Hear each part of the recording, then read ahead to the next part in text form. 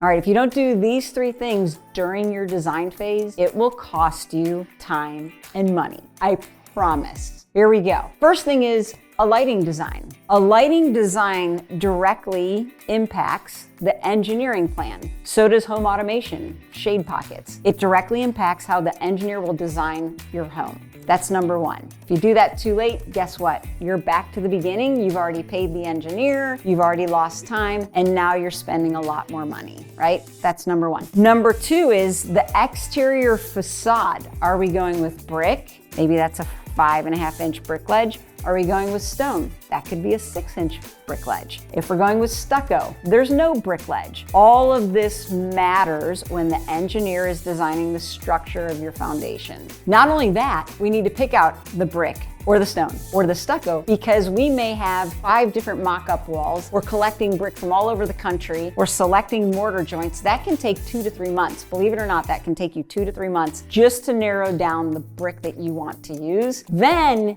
you create a mock-up wall, a big mock-up wall. So again, that will cost you time and money if you don't address that in the design phase. And then the third one, pretty simple, pick out your doors and windows. The doors and windows directly inform the framers as to how they're going to create the math around building around these windows and doors. So the framers need this information. Not only that, but there are lead times. It could take 4 months. It could take 5 months. We have some projects where steel's coming from across the pond and we're waiting 6, 7, 8 months. Again, these are really important factors. If you're not doing these, you are directly responsible for spending more money and time.